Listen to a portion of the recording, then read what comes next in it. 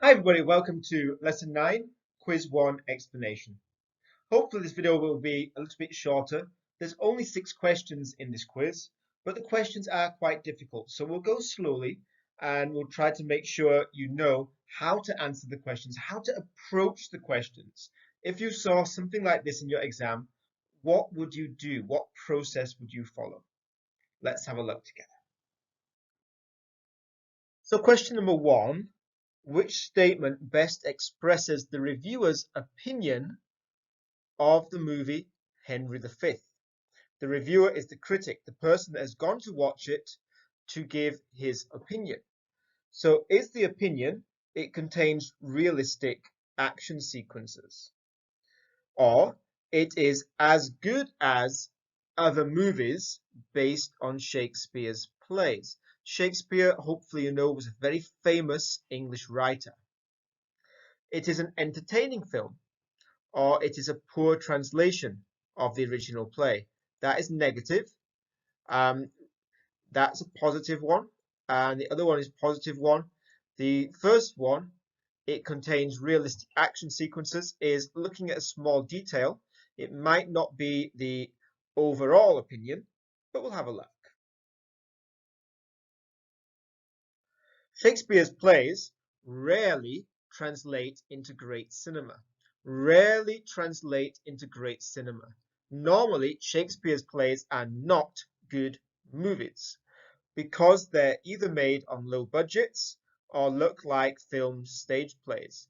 So it's a surprise that Henry V, not Shakespeare's best, is one of the few movies in which Shakespeare seems not only a great playwright, but a seasoned screenwriter. That's very positive. He's saying that often when people make a movie from one of Shakespeare's plays that were written hundreds of years ago, the movies don't look good. This one is better. This one is a surprise because it is a very good one. So it is not going to be a poor translation of the original play. It is a good movie. And it is not as good as the other ones. It is a good movie. So do we choose A or C? Well, A might be an opinion, and I think it does come up in a few sentences later. Down here, it talks about the battle sequences being inspiring. However, the question is asking about Henry V as a whole movie, not a small part. So C is more an opinion of the whole movie, whereas A is kind of expressed, but it's part of the opinion of the movie. It's not the whole review of the movie. Number 2, which of the following most accurately states the main idea of the second paragraph? Branagh is as good as Olivier, as good an actor as Olivier. Branagh is perfect for the role of Henry V. Branagh will become better known because of the film, or Branagh really looks the part of Henry V. So paragraph 2, a lot of it has to do with Kenneth Branagh, a little known English actor whose identification with Henry V is like Laurence Olivier's with Hamlet. Now, he is little known. It does not say that he will become more well known later. So C is not correct. And it does talk about Laurence Olivier, but Laurence Olivier was another actor who was famous for playing Hamlet. So it's saying Branagh will be known for playing Henry V, just like Olivier is known for playing Hamlet. He's not comparing the skill of the two actors. He's comparing the role that the two actors have had when playing different characters from Shakespeare's plays. He plays the title role, directs and adapts this play, dealing with psychological transition from Prince Hal to King Henry during the rule's heroic campaigns into France. So he plays the title role and he directs and he shows the psychological change from being a boy into a man. He shows the changes that Henry goes through. Branagh is young enough that his face has a boyish fleshiness. So he looks like the part of Henry V. This is true, but only this part here is looking at the face, is looking at the image.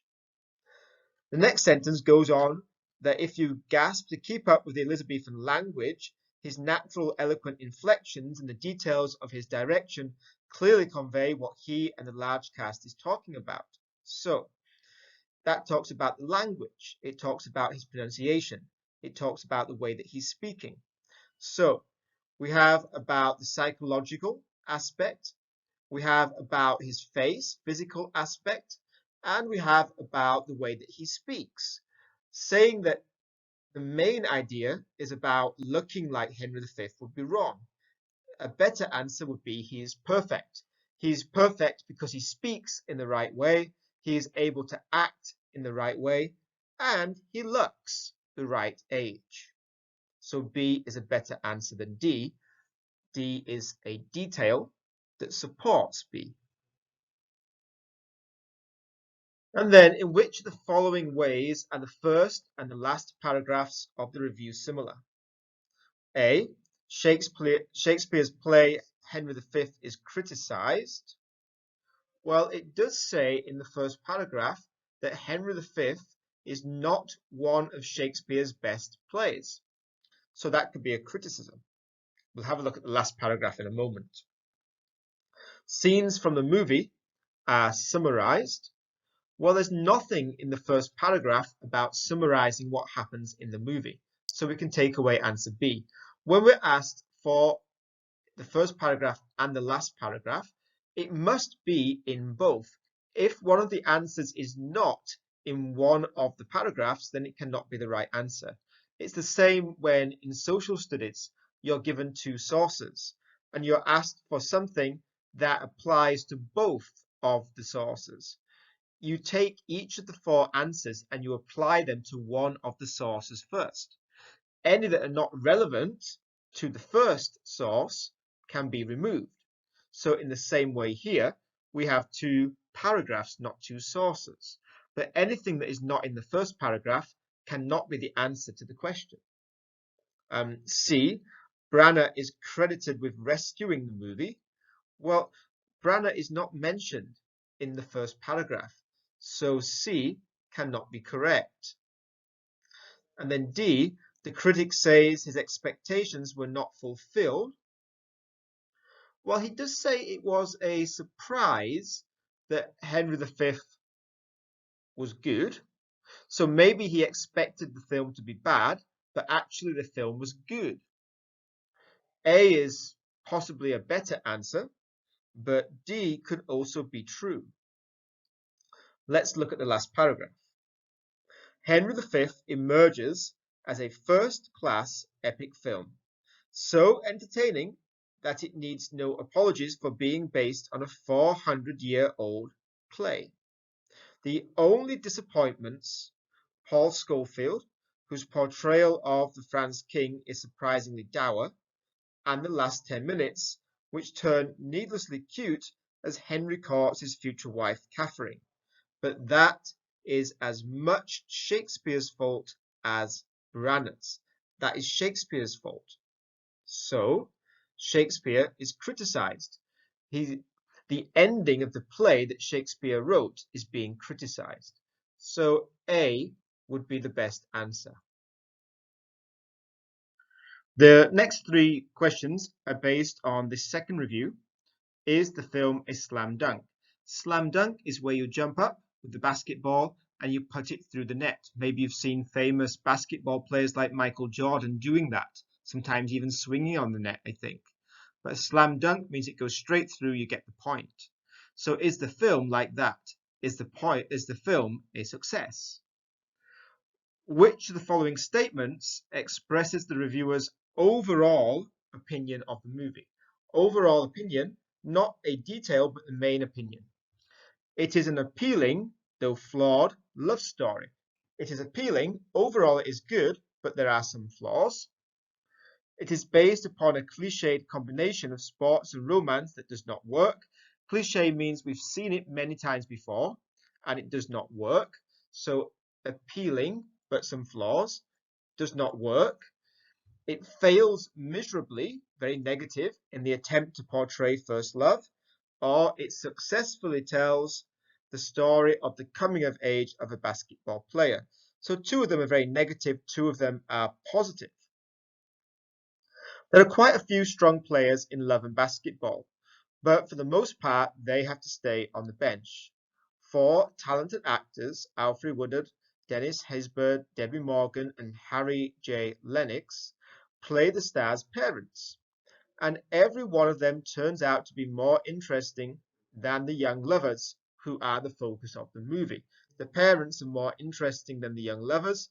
That is maybe a negative point. If it's a love story, then the most interesting people should be the people that are in love, not their parents. But that is not to say that the stars, Sanaa Lathan and Omar Epps, are less than adequate as hoopsters. It is not saying they are less than adequate basketball players who take a long, long time to realize they love each other as much as they love the game. Lathan and Epps are appealing. That's positive, though they seem rather short for the roles. Basketball players should possibly be taller. So they are appealing, good, but they are too short, negative. As suburban kids who grow up so close that one can hear the other whispering through a bedroom window. The actors do what they can to give life to these glossy characters, but they have no rough edges. The actors do what they can. There is some positive there, but they have no rough edges and struggles to turn out to be far more predictable than the average basketball game. So they try, but it is predictable.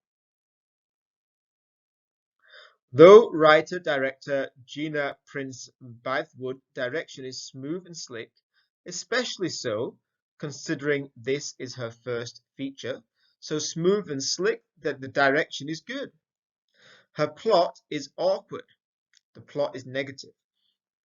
The movie is divided into 4 periods like a basketball game, but this attempt to impose structure on the meandering tale feels arbitrary, feels false. Childhood conflicts we were never told about suddenly become plot complications midway through the movie, then are resolved just as abruptly, suddenly. These things were not really thought out well. They just come very quickly.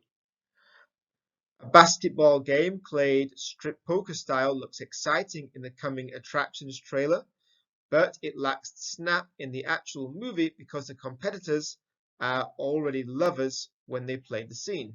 It's got exciting potential, but it becomes negative. It lacks snap. All the way through, we're getting good things, but negative things. It's not going to fail miserably. There are too many successful things. Interesting, appealing. Actors do what they can. It's smooth and slick. It looks exciting in the trailers. There are several very positive things.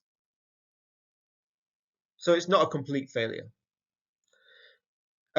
Is it based on romance that does not work? Is it a cliche? Well, let's look at the last paragraph. By the very nature of its subject, love and basketball holds some interest.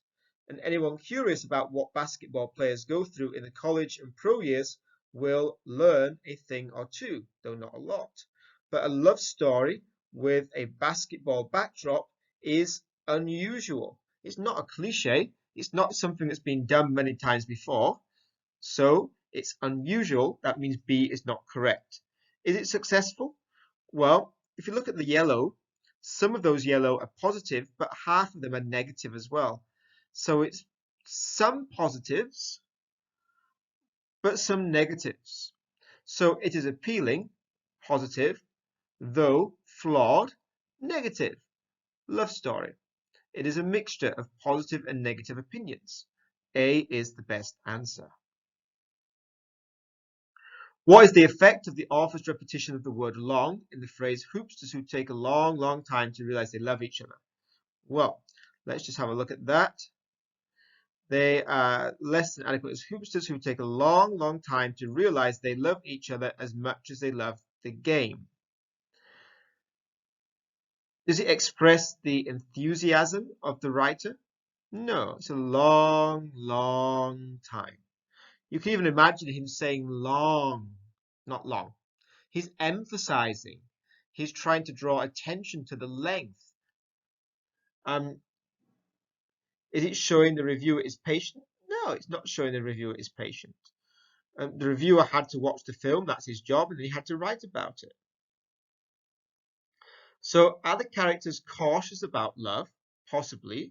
Or is the pace of the movie too slow? Does it feel like you sit there for a long time waiting for something to happen? I think we actually get a clue from the next paragraph where it says the plot has an awkward structure divided into 4 periods like a basketball game. There's a lot of negative comments on the plot structure. So maybe the writer has tried to be too clever. The writer has tried to divide the movie into 4 sections because a basketball game has 4 sections. But that means that some things that could happen very quickly need to take a long time to fill that section of the movie. I think really the answer is B. It's about the slow, plodding pace. It was a long, long time. I was bored, basically, waiting for them to do something. And then the last question. Which of the following changes most likely would have caused the reviewer to react more favorably to the film? If the lead actors were different, but when he talks about the actors, he talks about the actors doing what they can to give life to the characters. But the problem is the writing. They have no interesting things. They tried to make the characters better, but the writing was poor. If the director was more experienced, but the direction is smooth and slick, which is very positive. That's one of the big good things about the movie. So that would not make it better. If the setting were the inner city instead of the suburbs, suburbs means the edge of the city, well, I don't think that really affects the overall feel of the movie. It does say that they are suburban kids, but it doesn't say that that's a problem. It just says they're suburban kids and they grow up close to each other. It doesn't say this is good or this is bad, so that's a neutral answer. But if the plot was structured differently, well, the problem, as we've said a couple of times, was the plot. Her plot is awkwardly structured. Okay? Plot is awkward structure. If the plot had a different structure, it might be a better movie. There was this attempt to impose a structure, but that means it is a meandering tale, and it feels arbitrary. Meandering means slow winding, like a little stream winding slowly through the fields.